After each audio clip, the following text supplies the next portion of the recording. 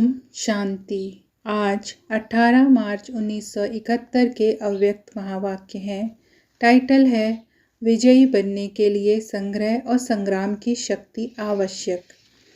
आज विशेष भट्टी वालों के लिए बुलाया है। भट्टी वालों ने क्या क्या धारणाएं की हैं वह देख रहे हैं। आज खास दो बातों की धारणाएं हर एक के इस साकार चित्र द्वारा देख रहे हैं। दो शक्तियों की धारणाएं देख रहे हैं कि कहाँ तक हर एक ने अपनी यथाशक्ति धारणा की है। वह दो शक्तियाँ कौन सी देख रहे हैं? एक तो संग्रह करने की शक्ति और दूसरी संग्राम करने की शक्ति। संग्रह करने की शक्ति भी अति आवश्यक है। तो जो भट्टी में ज्ञान रत्नों की धारणा मिली है उसको बुद्धि में संग्रह रखना और इस संग्रह करने से ही लोग संग्रह कर सकेंगे। इसलिए संग्रह करने की और फिर संग्राम करने की शक्ति दोनों ही ज़रूरी है। दोनों शक्तियां धारण की हैं।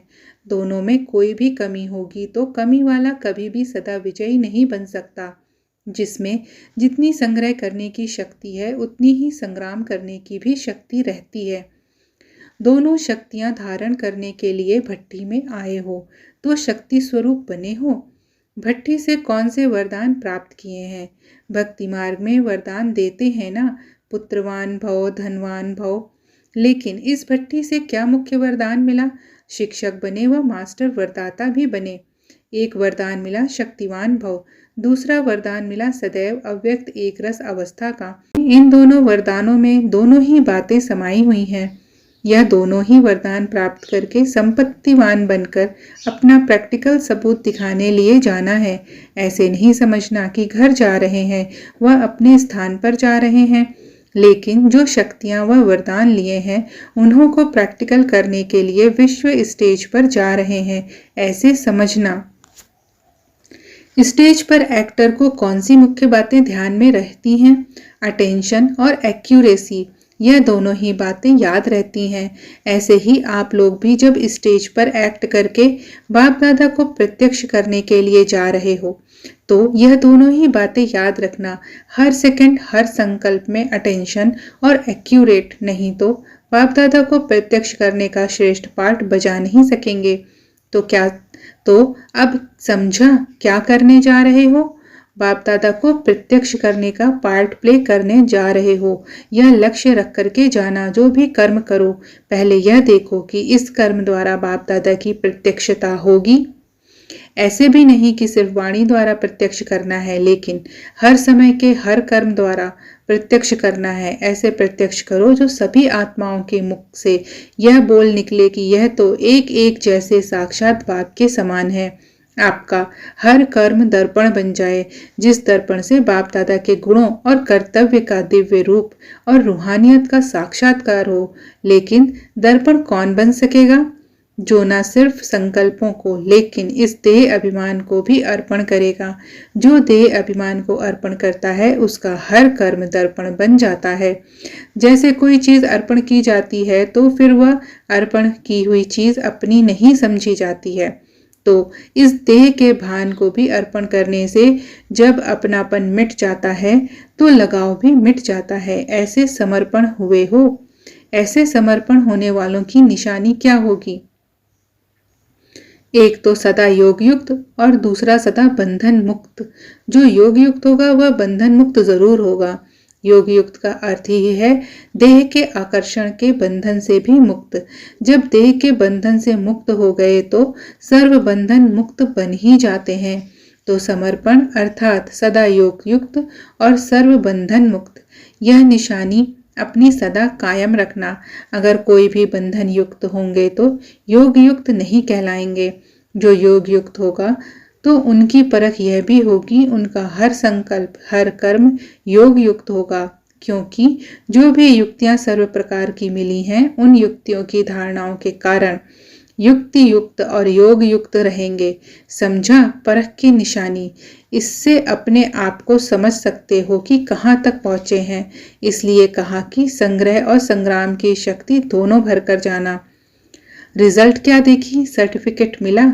एक अपने आप से सेटिस्फाई होने का सर्टिफिकेट लेना है, दूसरा सर्व को सेटिस्फाई करने का सर्टिफिकेट लेना है।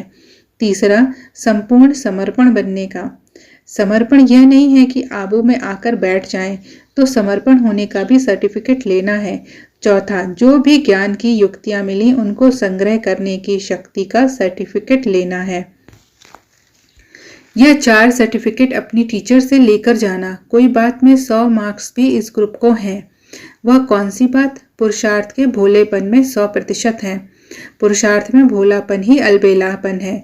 और एक विशेष गुण भी है, वह यह है कि सभी को अपने में परिवर्तन करने की तीव्र इच्छा जरूर है। इसलिए बाप दादा इस ग्रुप को उम्मीदवार ग्रुप समझते हैं। लेकिन उम्मीदें तब पूरी कर सकेंगे जब सदैव नम्रचित्त होकर चलेंगे। उम्मीदवार क्वालिटी हो, लेकिन क्वालिटीज मिली है उनको धारण करते चलेंगे तो प्रत्यक्ष सबूत दे सकेंगे। समझा? ज्ञान का साथ सुनने में और राज सुनने में अच्छा है, लेकिन अब क्या करना है? राजयुक्त बनना है। योग अच्छा है, लेकिन योग युक्त बनना है। बंधन मुक्त बनने की इच्छा है, लेकिन पहले देह अभिमान का बंधन तोड़ना है। फिर सर्व बंधन मुक्त आप ही बन जाएंगे। समझा?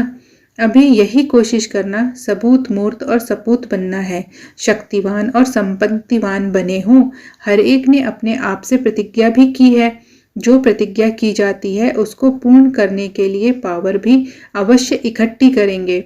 कितना भी सहन करना पड़े, सामना करना पड़े, लेकिन प्रतिज्ञा को पूरा करना ही है। ऐसे प्रतिज्ञा की है। भले सारे विश्व की आत्माएं मिलकर भी प्रतिज्ञा से हटाने की कोशिश करें तो भी प्रतिज्ञा से नहीं हटेंगे, लेकिन सामना करके संपूर्ण बन करके ही दिखाएंगे। ऐसी प्रतिज्ञा करने वालों का यादगार बना हुआ है अचल घर। तो सदैव यह याद रखना कि जैसा हमारा यादगार है वैसा अब बनना ही है। यह तो सहज है ना।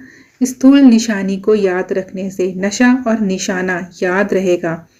यह जरूर अपने को समझना है कि सारे विश्व से चुने हुए हम विशेष आत्माएं हैं। जितनी विशेष आत्माएं उतनी उनके हर कर्म में विशेषता होती है।